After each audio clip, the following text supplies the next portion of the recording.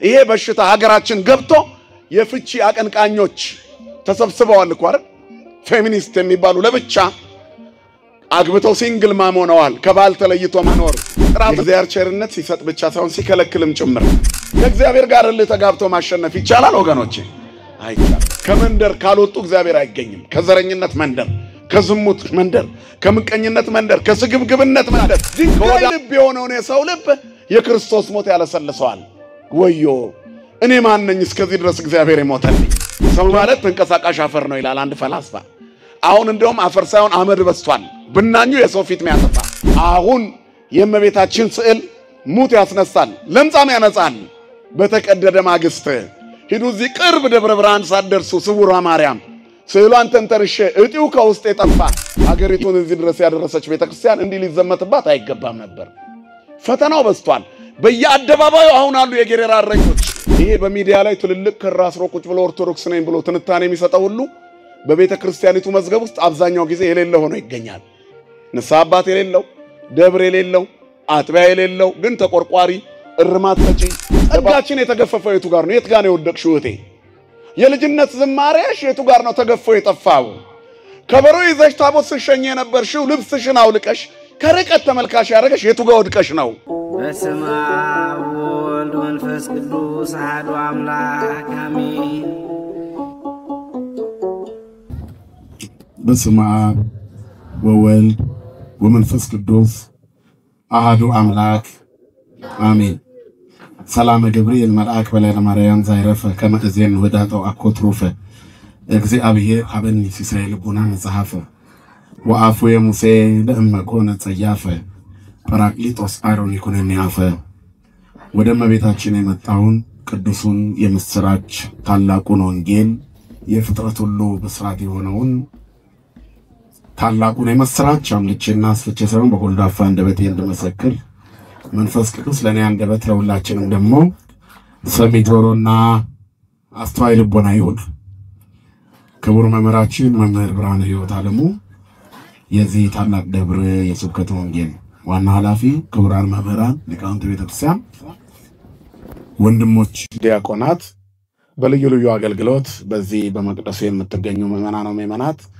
እስከሞት ድረስ በወደደን በመድኃኒተ ዓለም በኢየሱስ ክርስቶስ ፍጹም ፍቅር እንደምን አመሻችሁ እንደምን ዋላችሁ እንደምን ቆያችሁ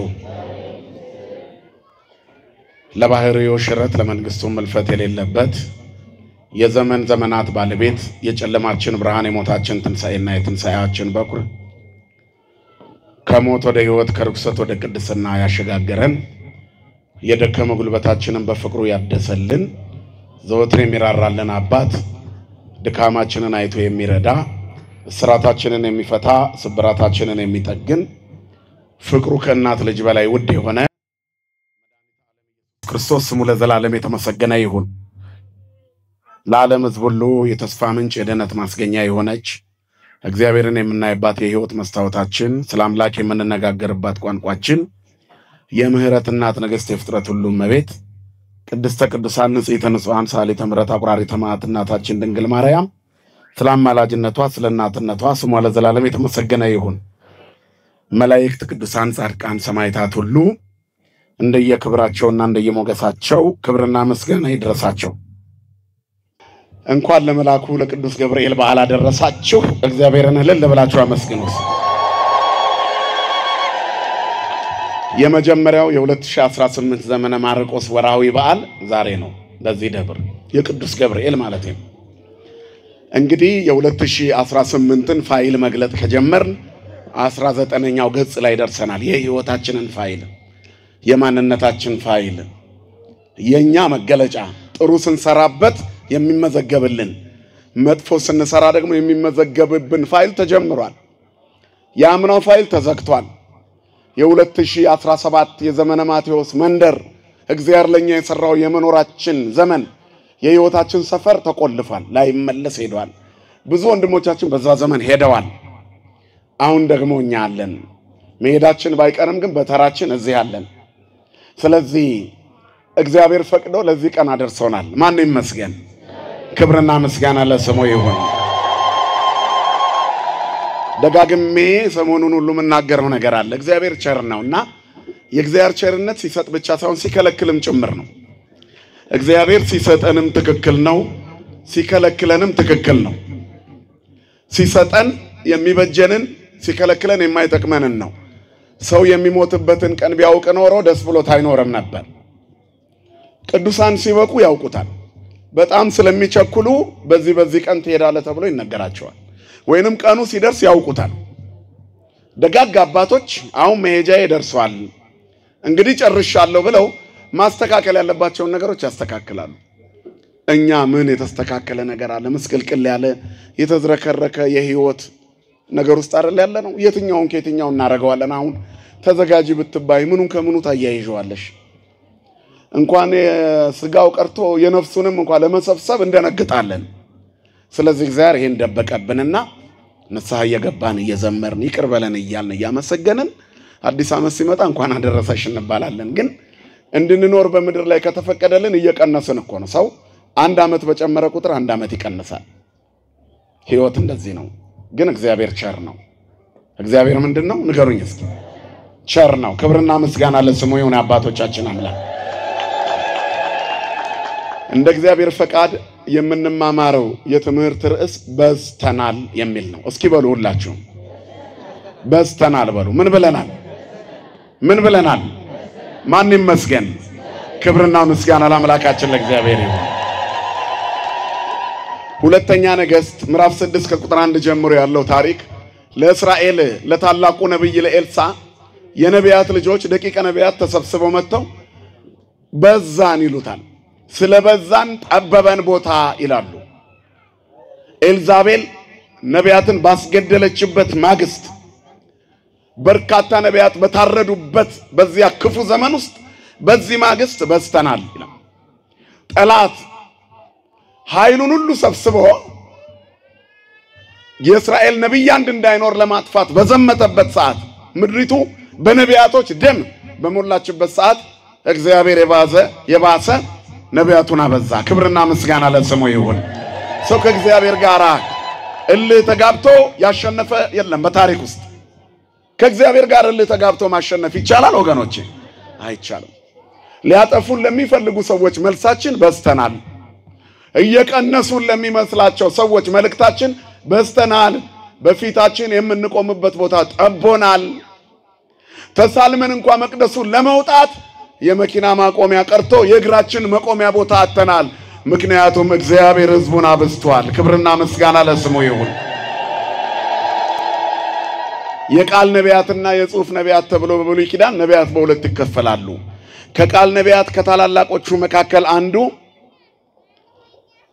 ነብይ እግዚአብሔር ኤልሳ ይባላል። የቀድሞ ህይወቱ ገበሬ ነበር።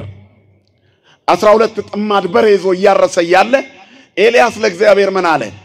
አክዓብና ኤልዛቤል ነቢያትን አሳርደው ጨርሰው ብቻዬን ቀርቻለሁ ሲል አንተን የሚተካ ያንተ መንፈስ እጽፍ ድርብ የሚሆንበት ካንተ በላይ የሚሰራ ኤልሳን ቀባው ብሎ ነገረው። ለንግስና አዛሄልን ለንግስና ኢዩን ሂድ ቅባ እነሱን ሹማቸው፣ ለነብይነት ግን ስሜን የሚሸከም መልእክቴን የሚያስተላልፍ ኤልሳን አዘጋጅቻለሁ፣ ሂድና ቅባው ጥራው አለው። ኤልሳ በ12 ጥማድ በሬ ያረሰ የነበረውን ገበሬ ነብይ እግዚአብሔር ኤልያስ ሲያልፍ መጎናጸፊያውን ጣለበት ይላል። አንደኛ ነገሥት ምዕራፍ 19 ከቁጥር 16 እስከ 21። ከዚያ ሰዓት ጀምሮ የኤልያስ መጎናጸፊያ ሲነካው ነብይ እግዚአብሔር ኤልሳ ስለ ምድር ማሰብ ትቶ ስለ ሰማይ ማሰብ ጀመረ። ሰው በእግዚአብሔር መንፈስ ሲነካ በቅጽበት ይቀየራል። ስጋው የነበረ ሰው በቅጽበት ይቀየራል። አንዳንድ ጊዜ ለክፋት ለመስረቅ ብለው ቤተክርስቲያን መጥተው ከዲያብሎስ መሰረቅ ተነጥቀው እዚሁ ቀርተው አገልጋይ የሆኑ ብዙ ልጆች እኮ አሉ። ሐዋርያው ቅዱስ ጳውሎስ ቤተክርስቲያንን ለማውደም እየሄደ ስለ ቤተክርስቲያን የሚሞት ሆነ። ማን ሲያገኘው? እግዚአብሔር ሲያገኘው። ማን ያገኘነው ወገኖቼ? እግዚአብሔር ሲያገኘን ሙሉአን ነን። እግዚአብሔር ሲያገኘን ባለበረከቶች ነን። እግዚአብሔር ሲያገኘን የተለወጥን እንሆናለን። ስለዚህ ማን ያገኘን? እየሰማችሁ ነው? ማን ያገኘን? እግዚአብሔር በፍቅር ያገኘን ሁላችንን። ኤልያስን ሲነካው ከግብርና ወደ ነብይነት እንደ ሰው ባንዴ ይቀየራል።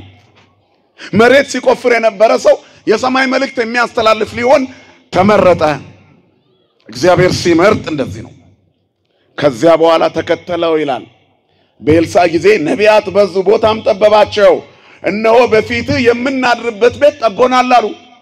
ኤልያስ በሳት ሰረገላ ካረገ በኋላ ነብይ እግዚአብሔር ኤልሳ መንፈሱ እጥፍ ድርብ ሆኖ አደረበት። ኤልያስ መጎናጸፊያውን ይዞ ዮርዳኖስን ቀዶ ተመለሰ። ከተመለሰ በኋላ የነቢያት ልጆች ተሰብስበው አሁን እኮ በዛን አሉት። መታረዳችን አበዛን፣ መገደላችን አበዛን። ሊያጠፉን ሲነሱ የእግዚአብሔር ኃይል ተገለጠ። እንዘብዙ ኃይልከ ሐሰውከ ጸላእተከ። ኃይል ብዙ ሲሆን ጠላት ዋሽቶ ነገረን አለ ዳዊት። እውነቱን ነው። ኦርቶዶክሳውያን በመሞት የሚጠፉ ቢሆኑ ኖሮ ጥንት ነበር የሚጠፉት። በሀገራችን በኢትዮጵያ እንኳን የነ ግራኝ መሐመድና የነ ዮዲት ጉዲት ታሪክ ኦርቶዶክስ ሙሉ ለሙሉ ጥርግ አድርጎ ባጠፋት ነበር። ቤተክርስቲያን አጠፋም። ጠላት በበዛባት ማግስት እግዚአብሔር እንደ አዲስ አምልጦ መቅደሷን በመንጋው ይሞላል። ደጀ ሰላሙን በአገልጋዮቹ ይሞላል። ክብርና ምስጋና ለስሙ ይሁን አባቶቻችን አምላክ። ስለዚህ በስተናል መጠለያ ለመስራት እንሂዳሉ። ምሰሶ ፍለጋ እንውረዳሉ። ወደ ዮርዳኖስ ወረዱ። አንደኛው ነብይ አባታችን ሆይ አንተ ከኛ ጋር ና አሉት። አባታችን ሆይ በሉ እስኪ ሁላችሁ አንተ ከኛ ጋር ና። ዘጸአት 33 ቁጥር 15 ላይ ሙሴ የሚናገረው ቃል አለ። በተቀደሰው ተራራ ስር ለጥጃ ሰግደው ከተመለሱ በኋላ በርካታ እስራኤላውያን ተቀስፈው እግዚአብሔር እንደገና ጽላቱን ሙሴ እንዲሰራ አደረገ። ያ ጽላቱ ተሰርቶ ካለቀ በኋላ ሙሴ የመገናኛውን ድንኳን ተክሎ ከእግዚአብሔር ጋር ይነጋገር ነበር። አሁን እግዚአብሔር ምን አለ? ከዚህ ተነሱና ውጡ አላቸው ይላል። ኦሪት ዘጸአት ምዕራፍ 33 ቁጥር 7 ላይ ሙሴ የመገናኛውን ድንኳን ከሰፈሩ ራቅ ያደርገው ነበር። እግዚአብሔርን የሚፈልግ ሰው ሁሉ ከሰፈሩ ራቅ ወዳለው ወደ መገናኛው ድንኳን ይመጣ ነበር ይላል። ማንን የፈለገ? ከመንደር ካልወጡ እግዚአብሔር አይገኝም። ከዘረኝነት መንደር፣ ከዝሙት መንደር፣ ከምቀኝነት መንደር፣ ከስግብግብነት መንደር፣ ከወዳምነት መንደር፣ ከገንዘብ ወዳድነት መንደር፣ ከነፍሰ ገዳይነት መንደር፣ ከጎጠኝነት መንደር፣ ከጥንቆላና ከአስማት መንደር፣ ከአሜትና ከክፋት መንደር፣ ከስድብና ከርግማን መንደር ያልወጣ እግዚአብሔርን አያገኘውም። ከሰፈሩ ጭራቅ ማለት ያስፈልጋል። ሰፈር አሁን የጠቀስናቸውን የያዙ ናቸው። ስለዚህ እግዚአብሔርን የሚፈልግ ከሰፈር ይርቅ ነበር። ከመንደርና መንደርተኝነት ይርቅ ነበር። ከክፉ ሐሳብ ይርቅ ነበር። ከዚያ በኋላ እግዚአብሔር በመገናኛው ድንኳን ይገኛል። ሙሴም የመገናኛ ድንኳን ብሎ ጠራው ይላል። በዚያ መጨረሻ እግዚአብሔር ምን አለ? ተነሱ፣ ከዚህ ተነሱና ውጡ አለ። እግዚአብሔር ሆይ እኛ እንወጣለን አለ ሙሴ። አንተስ ከኛ ጋር ትወጣለህ አለው። እወጣለሁ። እባክህ እግዚአብሔር ሆይ ያለ አንተ አንችልም። አንተ ከኛ ጋር ካልወጣህ ከዚህ አንውጣ። እዚሁ በረሃው ላይ እንኑር። አንተ ያለህበት እዚህ ይሻለናል። አንተ ከኛ ጋር ከሌለ ወደ ሀብት ማማ ሲወጡ ብቻቸውን ወጥተው እግዚአብሔርን አጥተው ኑሮ የከበዳቸው ብዙ ናቸው። የህይወት እንቆቅልሽ ቁልፉ ምስጢሩ የተሰወረባቸው ብዙ ናቸው። ወደ ስልጣን ማማ ሲወጡ የነበሩበትን ረስተው እዛ ሲደርሱ ራሳቸውን ሁሉ ረስተው እግዚአብሔርን አጥተው ባዶ የሆኑ ብዙ ናቸው። ወደ ዕውቀት ማማ ሲወጡ የልጅነታቸውን አምላክ ትተው በቁማቸው የፈረሱ ብዙ ናቸው። ዓለም የፈረሱ ተንቀሳቃሽ አፈሮች ተሸክማ መኖር ከጀመረች ከርማለች። ሰው ማለት ተንቀሳቃሽ አፈር ነው ይላል አንድ ፈላስፋ። አሁን እንደውም አፈር ሳይሆን አመድ በስቷል። ብናኙ የሰው ፊት የሚያጠፋ የእግዚአብሔር ሽታና መዓዛ የሌለው ሰው ያለ እግዚአብሔር ባዶ ነው። ዓለም እግዚአብሔርን ሳትይዝ ተሳክቶላታል የሚል ታሪክ አልተጻፈም። ስለዚህ የተወደዳችሁ የእግዚአብሔር ቤተሰቦች ስንነሳ፣ ስንተኛ፣ በትምህርት ገበታ ስንቀመጥ፣ ስራ ስንሰራ፣ በሁሉም ነገር ስንመገብ ማን ይኑር ከኛ ጋራ? እግዚአብሔር። እግዚአብሔር ሆይ ከኔ ጋር ውጣ፣ ስወጣ አብረኸኝ ውጣ በሉት። ለዚህ እኮ ነው አባቶቻችን ለመንገደኞች ሁሉ እኮ ይጸልያል። በእንተ እለ ይነግዱ እመሄ በባህር ወእመሄ በአፍላግ ወእመሄ በቀላያት በዘኮነ መንገደ ይገብሩ። አቤቱ እንለምናለን፣ እንማጸናለን ስለ መንገደኞች በአውሮፕላን የሚሄዱ፣ በመርከብ የሚሄዱ፣ በባህር ላይ በእግራቸው ወእመሄ በፍኖት በእግራቸው የሚሄዱ በሁሉ ነገር የሚጓዙ ለነሱ መንገዳቸውን አቅናላቸው። እግዚአብሔር መንገዳችንን ያቅናልን። አንድም የህይወት መንገድ እንዲቀና በኑሮ መንገድ ውስጥ ሰው እግዚአብሔርን ይዞ ይጀምር። ትዳር ሲሆን እግዚአብሔር ይኑርበት። የፍቅር መጠናናትም ቢሆን ራስን ለመጠበቅ ማን ይጨመርበት? እግዚአብሔር ካለበለዚያ የጧቱ ጋብቻ ከሰዓት ፍቺ ይሆናል። የጧቱ አንድነት ማታ መለያየት ይሆናል። ስለዚህ ምድሪቷን ፍቺ የበዛበት አሁን ይሄ በሽታ ሀገራችን ገብቶ የፍቺ አቀንቃኞች ተሰብስበዋል እኮ አይደል? ፌሚኒስት የሚባሉ ለብቻ አግብተው ሲንግል ማም ሆነዋል። ከባል ተለይቶ መኖር፣ ጥራት ነጠቅ ሕይወት፣ ክብር ማጣት፣ መጠሪያ ስምን ሸጦ እርቃን መቅረት ሁሉን ችሎ የኖሩ ወላጆች ተመችቷቸው እኮ አይደለም፣ ላይመቻቸው ይችላል። ነገር ግን ሁሉን ችለው ኖረው እዚያው ስለቆዩ ስለታገሱ ማን ከነሱ ጋር ቆየ? እግዚአብሔር። ቤት በትነው ትዳር በትነው ራስ ወዳድ ሆነው ልጅን ያለ አባት ያለ እናት አሳድገው ለመኖር ብቻቸውን ያሉ ሰዎች አሉ። ሲጀምሩ ትዳሩ ላይ እግዚአብሔር ስለሌለ መድኃኔዓለም ከዓለም ፈተና ይጠብቀን። ስለዚህ ሙሴ አለ አንተ ከኛ ጋር ካልወጣን ከዚህ አንውጣ። አንተ ከኛ ጋር ካልወጣ እግዚአብሔር ከኛ ጋር ይውጣ። ልክ እንደዚህ ነው የእግዚአብሔር ነብይ ለኤልሳ አንተ ከኛ ጋር ውጣ። ብቻችንን አንችልም። ወደ ዮርዳኖስ ሄደን ጫካ ሄደን ለመቁረጥ አንችልም። ለምሰሶ የሚሆነውን ዛፍ ብናውቅ እንኳ እንደው ችሎታው የመጥረብ ቢኖረን እንኳ አንተ ከኛ ጋር ስትሆን በረከታችን ይበዛል። አንተ ከኛ ጋር ሂድ ብሎ ለመነው። በስተናል ያለው ሰው እሺ አብሬያችሁ ወጣለሁ አለ። ቅዱስ ገብርኤል አብሮን ይጣ ወገኖች። የእግዚአብሔር ቅዱሳን ከኛ ጋር አሉ ማለት ማን አለ ማለት ነው? እግዚአብሔር አለ ማለት ነው። አነ ውእቱ ዘእቀውም ቅድመ እግዚአብሔር፣ አነ ውእቱ ገብርኤል ዘእቀውም ቅድመ እግዚአብሔር ያለው ገብርኤል ነው። ምን ሊሰራ ይቆማል? ሊያማልድ እንጂ። ቆመ በእግዚአብሔር ፊት ማለት ለመነ ማለት እኮ። ሙሴ እስራኤላውያን ሲበድሉ በሉ እኔ ሄጄ ስለናንተ በእግዚአብሔር ፊት ምን እላለሁ ይላል? እቆማለሁ። ምን ማለት ነው? ስለናንተ እግዚአብሔርን እማጸነዋለሁ፣ ለምነዋለሁ። ቅዱስ ገብርኤል ያለው ይሄ ነው። እኔ በእግዚአብሔር ፊት ነው የምቆመው አለ። ለሰው ልጆች ሰላም፣ ለሰው ልጆች ፍቅር፣ ለሰው ልጆች አንድነት ሊለምን ቅዱስ ገብርኤል ይቆምልናል። ክብርና ምስጋና ለስሙ ይሁን። እኔ ነኝ የምቆመው ብሏል። ስለዚህ ቅዱሳንን አብረውን እንዲወጡ ስለምንፈልግ ነው መታሰቢያቸውን የምናደርገው፣ ዝክራቸውን የምንዘክረው። እግዚአብሔር በበረከት እንዲያሰፋን ነው። ለነሱ የታመነ እግዚአብሔር በነሱ እኛንም እንዲባርከን በነሱ ማሰረ ጽድቅ ልንጓዝ የቅድስናው መንገድ እንድንከተል መሪ ያስፈልገናል። ተዘከሩ መኳንንቲክሙ ዘነገሩክሙ ቃለ እግዚአብሔር፣ የእግዚአብሔርን ቃል የነገሯችሁን ዋኖቻችሁን አስቡ። ወእንዘ ትሬዮሙ ሰናየ ግእዛኖሙ ወሞጻይቶሙ ተመሰሉ በሃይማኖቶሙ። የኑሯቸውን ፍሬ ቅድስናቸውን፣ ጾማቸውን፣ ጸሎታቸውን፣ ትጋታቸውን፣ ትዕግስታቸውን፣ ጽናታቸውን፣ ደግነታቸውን እያያችሁ ከነሱ ቅሰሙ። በሃይማኖት ተመሰሉ በሃይማኖቶሙ፣ በነሱ ሃይማኖት ምሰሉ። መከተል እንዴ የነብይነት ከፍታ እንዴት እንደሆነ ለማየት ታላቃቸው ነብይ የሰበሰባቸው ተማሪ ነቢያት፣ ደቂቀ ነቢያት፣ ትንንሾቹ ነቢያት ይከተሉ ነበር። የነቢያት ልጆች በሙሉ ተከትለው አብረውት ሄዱ። እሱም ሄደ ከነሱ ጋር። ሲቆርጡ ያያቸው ነበር ቆሞ።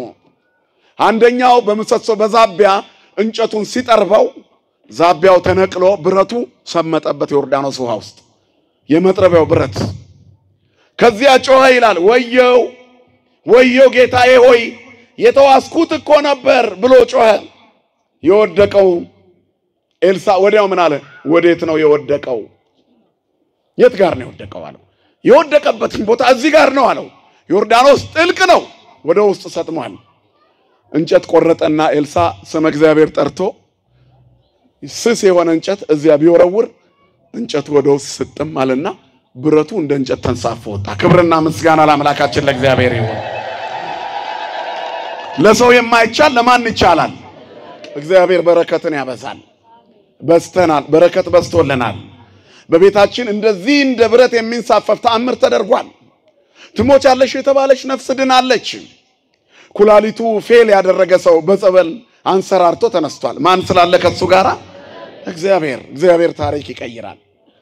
ሁሉን ማድረግ የሚችል ትልቁ ነጥብ ግን እግዚአብሔር ከኛ ጋር ካለ እንበዛለን። ማን ከኛ ጋር ካለ? ምድር ጠቦናል የሚለው ቃል ይገርማል። በመታረድ ማግስት ምድር ጠቦናል። የጠላት መርዝ በተረጨበት ማግስት ምድር ጠቦናል። ምድር ጠቦናል። እኛ እግዚአብሔር ጠላቶቻችንን የሚያዋርድበት መንገድ ብስጭታችንንና ሞታችንን ሲመኙ ደስታችንንና ብዛታችንን ከፍ አድርጎ በማሳየት ነው። እግዚአብሔር ተበቃይ ነው። ክብርና ምስጋና ለስሙ ይሁን። ብዙ ፈተናዎች ደርሰውብን ይሆናል፣ ግን ማን አለ ከኛ ጋር? አንዳንድ ነጥቦች በዚህ ታሪክ ዙሪያ ነው። የመጀመሪያው በፊት የምናድርበት ቦታ ጠቦናል፣ ስለዚህ ምን ብለናል ነው መልእክቱ? በስተናል ነው። በኤልዛቤል ሰይፍ ማግስት በስተናል።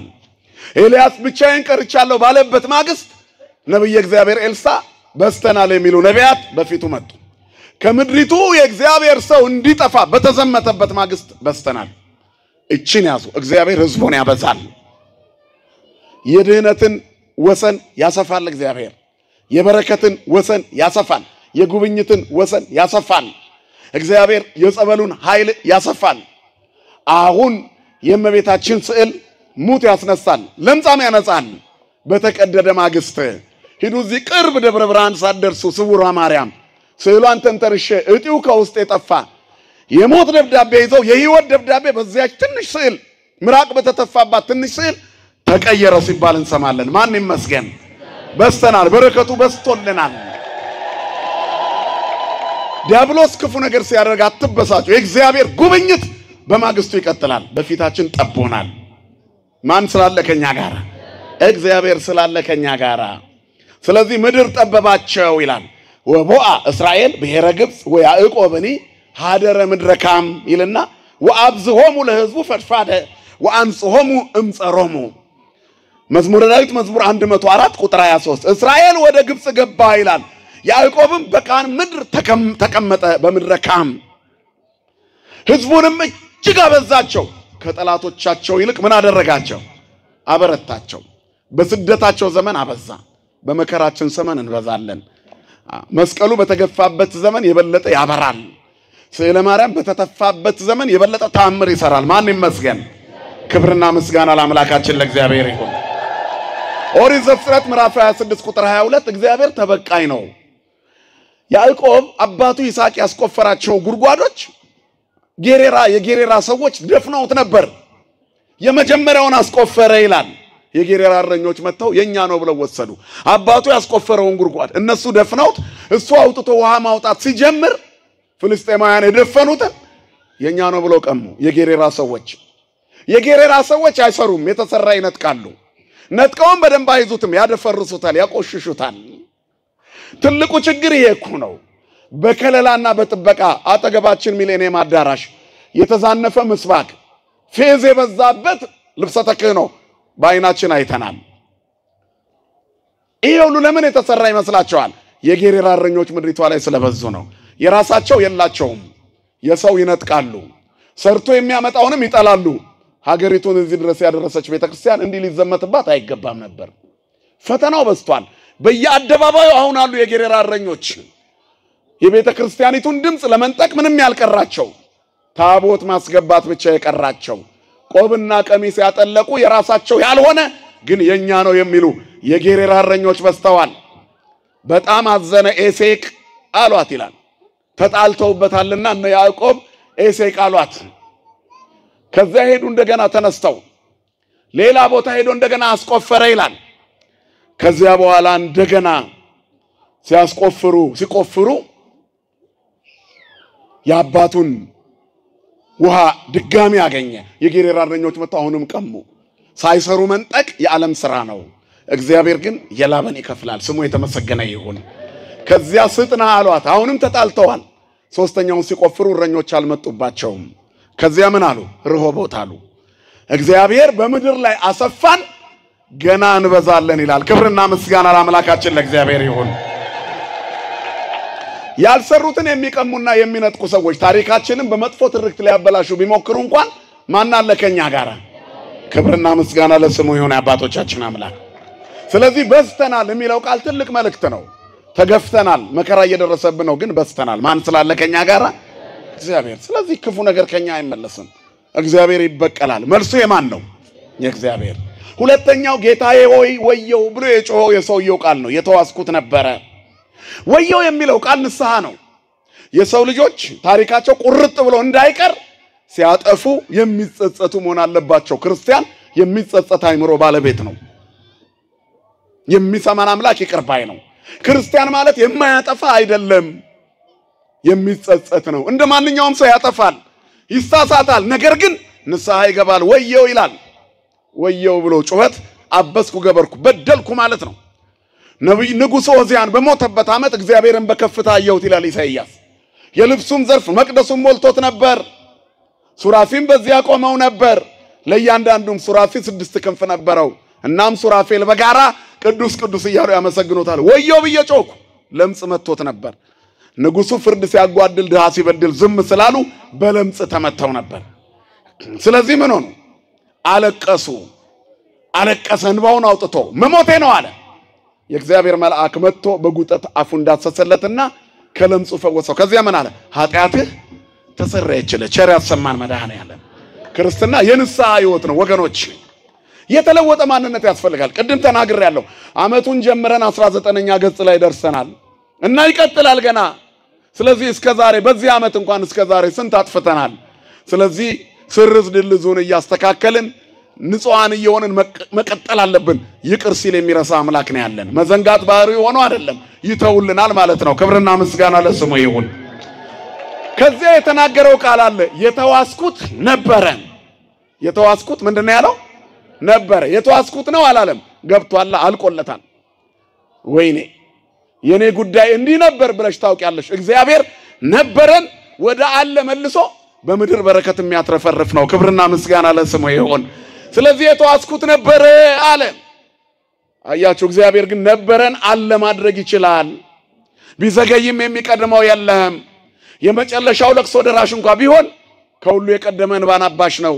አልዓዛር ጋራ ለቅሶ ሊደርስ ቤት አልዓዛር ሞቶ በአራተኛው እዚህ ብትሆን ኖሮ ወንድሜ ባልሞተ ነበር አለችው እህትየው። ወንድምሽ ይነሳል እሁክ ይተነሳል አለ። ወንድምሽ ይነሳል አዎ ለትንሳኤ ይነሳል ብላ ነበር እሷ። አነ ውእቱ ትንሳኤ ወሕይወት ዘየአምን በየመን ይሞተ ይሐዩ። የሚያምንብኝ ቢኖር ሕያው እንኳን ቢሆን ቢሞት እንኳን ሕያው ነው አለ።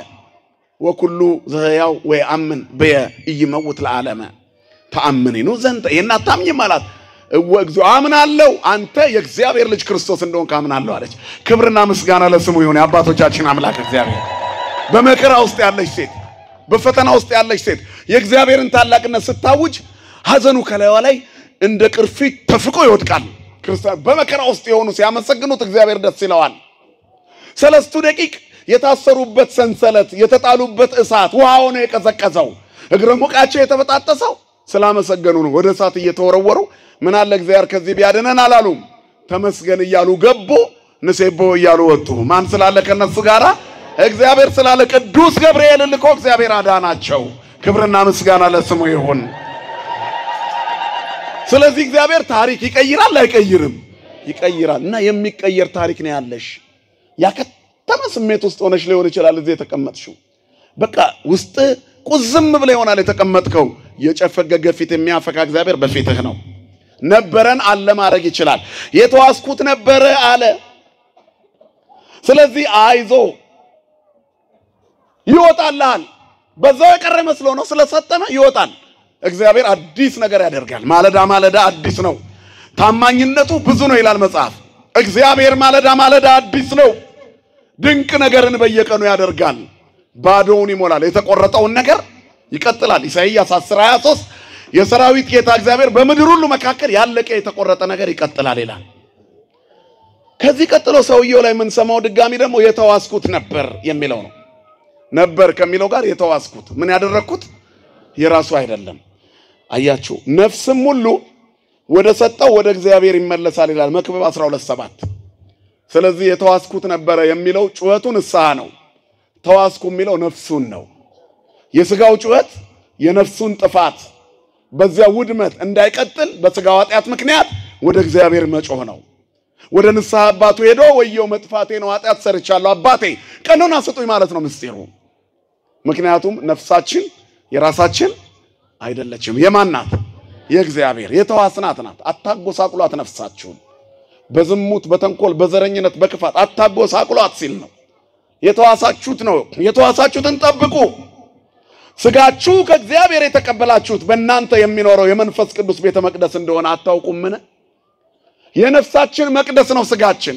የመንፈስ ቅዱስ መቅደስ ነው ስጋችን መጽሐፍ እንደሚለው በዋጋ ተገዝታችኋልና የራሳችሁ አይደላችሁም ስለዚህ በስጋችሁ እግዚአብሔርን አክብሩት ወዮ ወዮ ብሎ የጮኸው የተዋስኩት ነው ያለው ነፍሱን ነው በዝሙት እየረከሰች ያለችው ነፍሱ ስጋ ስጋውን እያየች እየበላች እየተሽማቀቀች በስጋ ተሸፍና ታፍና ታንቃ እሪ የምትለው የነፍስ ጩኸት ነው ይሄ ንስሐ የነፍስ ጩኸት ነው ንስሐ እግዚአብሔርን መናፈቅ ነው ስለዚህ እያንዳንዱ ክርስቲያን በየቀኑ ንስሐ መግባት አለበት ከነፍስ አባቱ ጋር የሚንገናኝበት ዋና ዓላማ ለውድቀቱ ትንሳኤ ለእድፉ መታጠብ ለመቆሸሹ መጥራት ነው እግዚአብሔር ያጥራኑላችንና ታስበን ይንበረድ ወጻዱ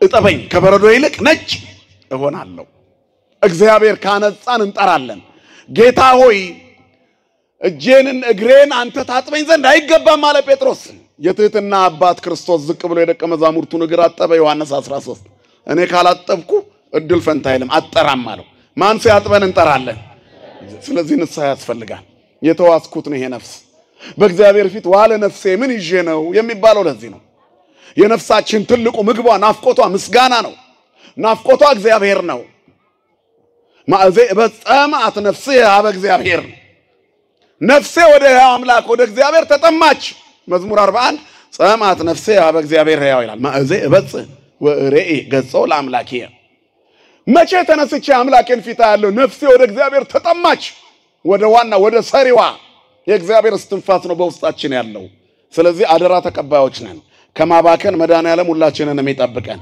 ስለዚህ የራሳችን አይደለንም ተበዳሪዎች ነን ባደራ የተሰጠንን ነፍስ በንጽህና መጠበቅ አለብን ክርስትና የንጽህና ሕይወት ያዛል ባላደራዎች ነን በዝሙትና በዘፈን በዳንኪራና በርግማን በጥንቆላና በመተት በክፋትና በመቀኝነት በሐሜትና በተለያዩ ስህተቶች በዝረኝነትና ጎጠኝነት በደም አፍሳሽነትና በጥላቻ በእነዚህ ባህር ውስጥ አስጥመን እንዳናጠፋት ወየው ሰመጠብኝ የተዋስኩት ነው እነዚህ ባህር ውስጥ ነፍሳችን ሰጥማለች ከነዚህ ከተቀስናቸው ኃጢያቶች አንዱ እኛን ይዞናል ወየው የኔ አይደለችም ነፍሴ ብለን ጮኸን በንስሐ እንድናወጣት ያስፈልጋል የነፍሳችን ባለቤቷ እግዚአብሔር ነውና ተንከባክበን ልንጠብቃት ይገባል ስንንከባከባት ምን ያደርጋል እግዚአብሔር በበረከት ዙሪያችንን ያሰፋልናል ጠበበኝ ቤቴ ሕይወቴ በበረከት ተትረፈረፈ ጎተራዬ ሞላ ማጀቴ የተትረፈረፈ ሆነ ምስጋናዬ እንኳን ሞልቶ ፈሰሰ ለማለት ያብቃን መድኃኔዓለም ሌላኛው ሶስተኛው የሰውየው ጩኸት ነው የሰውየው ጩኸት ንስሐ ነው ቅድም እንዳልነው በቸልተኝነት ያረከሳት ነፍሱ ጠፍታ እንዳትቀር ወደ እግዚአብሔር ጮኸ ወይንም ንስሐ ገባ ወደ ንስሐ አባታችን ተናዘን ስንጮህ እግዚአብሔር ይሰማናል ኤርምያስ 33 ቁጥር 3 ወደ እኔ ጮህ እኔም እመልስልሃለሁ ይላል ከዚያ በኋላ አንተም የማታውቀውን ታላቅና ኃይለኛ ነገር አሳይሃለሁ የማቴዎስ ወንጌል ምዕራፍ 8 ቁጥር 4 ላይም ራስህን ለካህን አሳይ ዝም ብሎ መመላለስ ክርስትና አይደለም አሁን እኛ ድራማ ምንሰራ ሰዎች ነን በየቀኑ እንመላለሳለን ግን ከንስሐ አባታችን ጋር ተነጋግረን አናውቅ ይሄ በሚዲያ ላይ ትልልቅ ከራስሮ ቁጭ ብሎ ኦርቶዶክስ ነኝ ብሎ ትንታኔ የሚሰጠው ሁሉ በቤተ ክርስቲያኒቱ መዝገብ ውስጥ አብዛኛው ጊዜ የሌለ ሆኖ ይገኛል ንስሐ አባት የሌለው ደብር የሌለው አጥቢያ የሌለው ግን ተቆርቋሪ እርማት ሰጪ ለጳጳሳት ሁሉ እርማት ሰጪ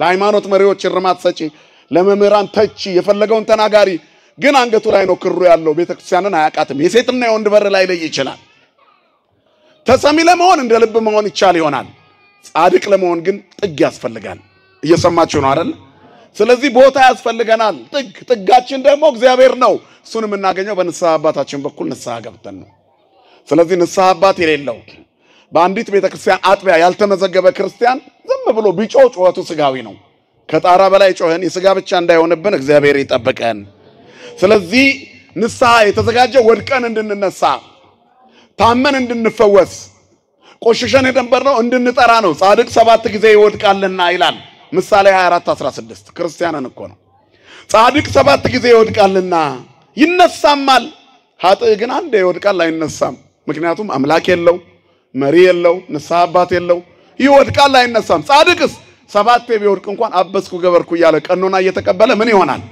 ይነሳል እመኒ ወደቆ ተነሳ ወእመኒ ሆርኩ ጽልመት እግዚአብሔር ያበርህ ሊተ አባታችን አባ እንጦንስ ሰይጣንን አስሮ አናዘዘው። እስቲ በጣም የምትጠላው ምንድነው ብሎ ሲጠይቀው ደጋግሞ ንስሐ የሚገባ ሰው ነው የሚያስጠላኝ አለ ሰይጣን። ለሰይጣን እንደማስጠላት ያለ ቅድስና የለም። እየሰማችሁ ነው አይደል? ሰይጣን ከወደደን ወዮልን። በሰይጣን ፍቅር ከመጠመድ እግዚአብሔር ይሰውረን። ንስሐ ገብተን ለመለወጥ ያብቃን። ሌላው የነብዩ ኤልሳ ጥያቄ ነው። ወዴት ነው የወደቀው?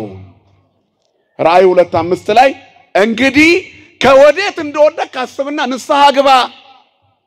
አዲሱ ዓመት የንስሐ ይሁን። በቃ ዘመን ተለወጠ። አበባውን አርከፈከብን። አደይ አበባ አሁን ከ10 ቀን በኋላ ይረግፋል አይደል?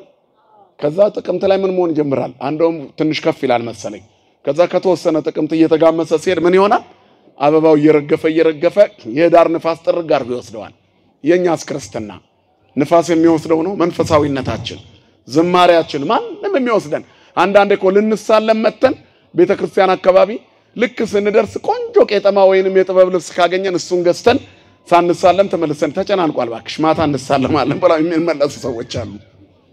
በስጋ ሰውነታቸውን አጨናንቀው እየመጡ ቄጠማ ከገዙ በቃ የደረሱ ይመስላቸዋል። እዚህ በር ላይ ደርሰው ሳይሳለሙ የሚመለሱ አሉ። ወንጌል ሳይሰሙ፣ ሳያስቀድሱ፣ ጸበል ሳይጠጡ፣ ሳይቆርቡ አስቀድሶ ሳይቆርቡ ከመመለስ መድኃኔዓለም ይጠብቀን። ስለዚህ ከወዴት እንደወደቅክ አስብ፣ ንስሐ ግባ። ክርስቲያን በቀን የተወሰነ ደቂቃ ሊኖረው ያስፈልጋል። ማታ ስትተኙ ቀን የሰራችሁትን በደል አስቡት እስቲ ወደ ኋላ። ስንቱን አስቀይመናል፣ ስንቴ ተነጫንጨናል፣ ስንቴ በስጋ ዘረፍ ብለናል። ስለዚህ ንስሐ ያስፈልጋል። ከወዴት እንደወደቅክ አስብ። የት ነው የወደቀው አለ ኤልሳ። ንስሐ አባቶቻችን ሲያገኙን የሚጠይቁን ይሄን ነው። በኃጢአት ወድቄያለሁ። እንዴት ነው የወደቅሽው? የት ነው? ምንድነው ያደረግሽው? ምንድነው የፈጸምሽው? ምንድነው የሰራሽው? ከዚያ ይስተካከላል። ንስሐው ይመለሳል። የሰጠመው ይወጣል። ከዛ የማያስፈልገው ይሰጥማል። መድኃኔዓለም ክርስቶስ ክብርና ምስጋና ለስሙ ይሁን አባቶቻችን አምላክ። ስለዚህ እግዚአብሔር ያጣንበትን ቦታ መልሰን እንድናገኘው ንስሐን አዘጋጅቶልናል። ጸጋችን የተገፈፈው የቱ ጋር ነው? የት ጋር ነው የወደቅሽው እህቴ? የልጅነት ዝማሬሽ የቱ ጋር ነው ተገፎ የጠፋው? ከበሮ ይዘሽ ታቦት ስትሸኝ የነበርሽው ልብስሽን አውልቀሽ ከርቀት ተመልካሽ ያደረገሽ የቱ ጋር ወድቀሽ ነው? የት ጋር ነው የወደቅከው? ጥሩ ሰንበት ተማሪ እንዳትሆን መቅደስ ውስጥ ቆመ የመቅደሱን ቆሻሻ እየጠረክ ያንተንም ቆሻሻ በንስሐ እየጠረክ እንዳትኖር የት ጋር ነው የወደቅከው? የት ጋር ነው ያቋረጥነው የልጅነት ቁርባናችን? የት ጋር ነው? ሁላችንም እኮ ቆራቢዎች ነበር። ለምንድን ነው ያቋረጥነው? ከወዴት እንደወደቅክ አስብ። እግዚአብሔር እንደተለየን አላወቅንም እኮ። ሶምሶን እስራኤል ነፃ እንዲወጣ እግዚአብሔር ኃይል ሰጥቶት የነበረ ሰው ነው። መሳፍንት 13 እስከ 16 ያለው የሶምሶን ታሪክ ነው። መሳፍንት 16 ቁጥር 20 ያሳዝናል። ሶምሶን የደሊላ ጭን ላይ ወድቆ ጸጉሩን ተላጨ። ፍልስጤማውያን ሲመጡበት ኃይል አነሰው። ሶምሶን ይላል ወድቆ ነበር። እግዚአብሔር እንደተለየው አላወቀም ነበር። እንደቀድመው አደርጋለሁ አለ። እግዚአብሔር ተለይቶታልና አልቻለም። እግዚአብሔር ተለይቶናልና ጾሙን አልቻልነውም፣ መዝሙሩን አልቻልንም፣ ይቅርታ ማድረግ አልቻልንም፣ የዚህን ዓለም ውጣ ውረድ መቋቋም አልቻልንም። እግዚአብሔር ተለይቶናልና ከወዴት እንደወደቅክ አስብ፣ ንስሐ ግባ። የት ነው የወደቅከው ይላል እግዚአብሔር ይፈልጋል። አይተሃሎ ከአዳም አዳም ሆይ የት ነህ? የት ነህ ይላል እኮ እግዚአብሔር ይፈልጋል። አንተን ካገኘ በኋላ ወንድምህስ የት ነው? ለቃየል አቤል የት ነው አለው። ለአዳም አንተ የት ነህ አለው። ሁለቱም ጥያቄ የነፍስ ጥያቄ ነው። ራስህ ካልተነሳ አትድንም፣ ወንድምህንም ካላነሳው አድንም። ክርስቲያን ራሱ ድኖ ሌሎችን የሚያድን ነው። እኛ ግን ተላላፊ በሽታዎች ነን። ዋሽተን ቀላምደን የከበርንበትን መንገድ ነው የምናሳየው። እግዚአብሔር የሚገኝበትን መንገድ አናሳይም። እግዚአብሔር በሽታዎች ከመሆን ይሰውረን ሁላችንም። ስለዚህ ወንድም የት ነው? አንተ የት ነህ ይላል። ሲፈልገንስ አልዓዛርን ወዴት አኖራችሁት? ዮሐንስ 11:34 ሐኪም ቤት ስትሄዱ ምን ይላችኋል ሐኪሙ? ምንህን ያመመህ እኮ ይላል አይደል? ዝም ብሎ ቀጥታ አገባ። ምርመራው የሚጀምረው በኢንተርቪው ነው። ምን ነው ሰላም አይደለም? ምንድነው ያመመሽ? እንዴት ነው የሚያደርገሽ? እየመዘገበ የት ጋር ነው ያመመሽ? የቱ ጋር ነው የጀመረሽ? መቼ ነው እንደዚህ ያደረገሽ? ከትምህርቱ ጋር ጭንቅላት ውስጥ ይመዘግብና በእንግዲህ ይሄንን ምርመራ አድርጊ ብሎ ወረቀት ይሰጥሻል። ምክንያቱም ሊሆን የሚችለውን ያውቀዋል። ያው እንግዲህ እንደገመትነው ህመሙ እንደዚህ ነው። ስለዚህ ከዚህ በኋላ ይሄን ጥንቃቄ አድርጊ፣ ይሄን መድኃኒት ሰጪ ይልሻል ሐኪም። አየሽ? በስጋ በነፍስም እግዚአብሔር የት ነው ያለው? አልዓዛር አዳም የት ነው የወደቀው እያለ ይፈልገናል። ከወዴት ነው የወደቀው? ነፍስሽ የት ነው የወደቀችው? ከእግዚአብሔር እቅፍ የተለየው መቼ ነው? ስለዚህ ንስሐ ግባ። እግዚአብሔር ንስሐ ገብተን እንድንድን ሁላችንንም ይጠብቀን። አራተኛው የሰጠመው እንጨት ነው። የሰጠመው እንጨት የኛን ታሪክ ሁሉ ይዞ የገባ ነው። ኃጢአታችንን፣ ርኩሰታችንን፣ ግፋችንን እሱ የክርስቶስ ሞት ነው። መስቀል ነው። የመስቀል ሞት፣ የመስቀል ቅጣት፣ በመስቀል የሚደረገው በደል ታሪኳ ከተመና ከዚያ የኔና የናንተን ትንሣኤ ይዞ መስቀል ከፍ ከፍ አለ። ክብርና ምስጋና ለአምላካችን ለእግዚአብሔር ይሁን። መስቀሉ በራስ ቅል ሲተከል የአዳም መቃብር ነበር። አዳም ከሲኦል ወጣ። አሁንም መስቀል በልባችን ሲተከል የኛ ሲኦላዊነት ይወገዳል። የስበትን ሕግ ጥሶ እንጨቱ ብረቱን እንዳወጣ ሁሉ ዓለምን ባስደነቀ የመስቀል ሞት ክርስቶስ ሁላችንንም ነፃ አወጣን። የመስቀሉ ነገር ለዓለም ሞኝነት ነው፣ ለኛ ግን የማን ኃይል ነው? የእግዚአብሔር ኃይል ነው። ርቦን ለነበር ነው መስቀል ሁሉንም ነው። መስቀል እንጀራ ነው። መስቀል እንጀራ፣ ለተራቡት ሁሉ እንጀራ፣ ከሰማያት የወረድኩት የሕይወት እንጀራ ነኝ ብሎ ሐሙስ ማታ ቆርሶ ሰጣቸው። ስጋዬ ነው ደሜ ነው ብሎ መስቀል ላይ ሲውል የሚበስለው፣ መስቀል ላይ ሲውል የሚደርሰው፣ መስቀል ላይ ሲሆን እሸት ሆኖ ተቀጥፎ የሚበላው፣ መስቀል ላይ ሲሆን ትኩስ ሆኖ የሚፈሰው ደም ይሄ ነው። ጠጡት አለ።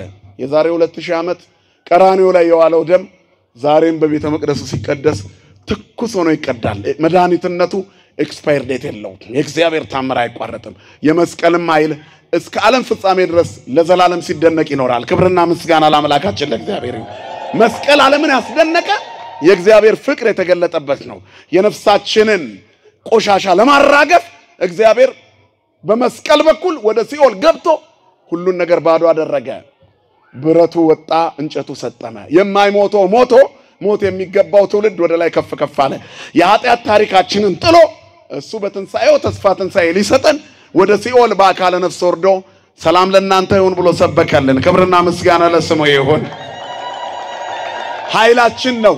ቤዛ ሆኖ ስለኛ የሰጠመ እሱ ነው። ወደ ሞት የገባ፣ ወደ መቃብር የወረደ፣ በመስቀል ላይ ደሙን ያፈሰሰ፣ ወንጀለኛ ሁሉ የሚቀጣበት መስቀል መድኃኒት ሆነ። አስባችሁታል? የእስራኤልን ታሪክ አስቡት። በምድረ በዳ እግዚአብሔርን በድለው እባብ ተሰደደባቸው። ከዚያ በኋላ ሞቱ። የናስ እባብ ሰርተው እያዩ ዳኑ። መስቀል ወንጀለኛ ሁሉ የሚቀጣበት ነበረ። ያ ሁሉ የመስቀል ሞትና መከራ ሰቆቃ ምርር ያለው እስራኤል ተማሮ በሚያለቅስበት ጊዜ የሥጋን ብቻ ሳይሆን የነፍስንም ሊነቅል ክርስቶስ መስቀል ላይ ዋለ። ሲታይ ወንጀለኛ ይመስላል። የደረሰበትን ግፍ ተቋቁሞ ስረይሎሙ ሲል ግን የሁሉ መድኃኒት ነበር። ክብርና ምስጋና ለስሙ ይሁን። ስለዚህ መስቀል ሕይወት ነው። ብረቱ ታዲያ ለምን ተንሳፈፈ? የሰውን ድንጋያማ ልብ ያመለክታል። የብረቱ መጠንከር ከብረት የጠነከረ ድንጋያማ ልብ ነው ያለው የሰው ልጅ። የመስቀል ኃይል ግን ከሁሉ ይበልጣል። ድንጋይ ልብ የሆነውን የሰው ልብ የክርስቶስ ሞት ያለሰልሰዋል። ወዮ እኔ ማን ነኝ እስከዚህ ድረስ እግዚአብሔር የሞተልኝ ደሙን ያፈሰሰልኝ 6666 ግርፋት የተገረፈልኝ እነዚያን ሁሉ መከራ የተቀበለልኝ እርጥቡን መስቀል በቆሰለ ተከሻው ተደብድቦ እየወደቀ እየተነሳ መጨረሻ ላይ ደግሞ ለበደልኩት ለኔ ይቅርታን ወደ አባቱ የጠየቀልኝ እኔ ማን ነኝ? ድንጋያማ ልብ የሆነ ሰው እንኳን ይለወጣል። ብረት ተንሳፈፈ። ኃጢአተኛው ይመለሳል። ዘማዊቷ ድንግል ትሆናለች። ቀማኛው መጽዋች ይሆናል። ድዳው ተናጋሪ ደንቆሮ ሰማይ ይሆናል። እግዚአብሔር ታሪክ ይቀይራል። ክብርና ምስጋና ለስሙ ይሁን አባቶቻችን አምላክ። ስለዚህ በመስቀል ኃይል ወደ ላይ ወጥተን በዓለም እንንሳፈፋለን። መስቀል የክርስቲያኖች የመከራ ሕይወት ነው። መከራው ያበዛናል። መከራው ያሰፋናል። መገፋቱ ሙሉ ያረገናል። በስተናል። ማን ስላለ ከኛ ጋራ ድነናል። ማን ስለሞተልን? ክርስቶስ ኢየሱስ በመስቀሉ ስለሞተልን፣ ኃይል ስለሆነን፣ ቤዛ ስለሆነን፣ በደሙ ፈሳሽነት ለሁላችን ሕይወት ስለሆነን ድነናል። ሐዲስ ኪዳን ተገልጧል። በመስቀሉ ሞት ዓለም ድነዋል። በምድር ላይ ክርስትና በስቷል። ክርስትና ብዙ ጠላት አለው። የ666ቱ ዓለም የሉሲፈር ሰራዊት ይዘምታል። የዲያብሎስ ጭፍሮች ይዘምታሉ። መጀመሪያ በእመቤታችን ከዚያ በመስቀሉ ላይ መስቀሉን እንጨት ነው ይሉታል፣ ግን የእጽዋት ሁሉ ንጉሥ ነው። እመቤታችን እንደማንኛውም ሴት ናት ይሏታል። ላቲ ስብሐት ክብር ለስሟ ይሁን። ገብርኤል ግን ከሴቶች የተለየሽ የተባረክሽ ነሽ ይላታል። ስሟ ለዘላለም የተመሰገነ ይሁን። መገፋት ሁሉ ጊዜ አለ። ወበእንተዝ ኢየሱስኒ ከመይቀድሶሙ ለሕዝቡ በደሙ በአፋ እምትዕይንት ተቀትለ። ጌታ ኢየሱስም ከሰፈር ውጭ ወዳለው ህዝቡን በገዛ ደሙ ይቀድስ ዘንድ ተገፍቶ ወደ ውጭ ወጣ። ክርስትና መገፋት ነው። ስንገፋ እንበዛለን፣ ስንገደልም ምድሪቱን እንሞላለን። የሰማዕታት ደም እንደ ባህር ዛፍ ነው። በቆረጡት ቁጥር ይሰፋል፣ ምድሪቱን ይሞላል። ገና ምድሪቱን እንወርሳለን። ሮቦት ብለን እንዘምራለን። ግን ንስሐ መግባት፣ መዘመር፣ ወደ ቅድስናው መዞር፣ ፊቱን ከመስቀል ጋር ማጣበቅ ያስፈልጋል። ያኔ ተአምር በእኛ ቤት ይደረጋል። እንጨቱ ይሰጥማል፣ ብረቱ ይንሳፈፋል። ትሞታላችሁ የተባልነው እኛ እንነሳለን። ሊገሩን የዛቱ ሁሉ እኛን እያዩ አንዴ ሳይሆን ሚሊዮን ጊዜ ይሞታሉ። የቤተ ክርስቲያንን ጥፋት የሚናፍቁ ሁሉ ያልፋሉ ከዚህ በፊት እንዳለፉት። እግዚአብሔር ግን ይቀጥላል። ክርስትና ይለመልማል። መንፈሳውያን ይቀጥላሉ። ዝማሬው በልጆቻችን፣ የእመቤታችን ክብር በልጆቻችን ከፍ ይላል። ምራቅ የተተፋባት፣ ስሏ የተቀደደባት፣ የተወረወረው መስቀል፣ የተሳለቁበት የቅዱስ ያሬድ ዜማ፣ ልብሰ ተክህኖ በሙሉ እንደገና ይከብራል። እውር ያበራል፣ ለምጻም ያነጻል፣ ብረት ያንሳፍፋል፣ የሰጠመውን ከፍ ያደርጋል። ወደ ላይ በልዕልና ከፍ ከፍ ትላላችሁ። እኔ ከፍ ከፍ ስል ሁሉን ወደ ራሴ ስባለሁ ይላል ዮሐንስ 12:32። ክብርና ምስጋና ለስሙ ይሁን የአባቶቻችን አምላክ እግዚአብሔር።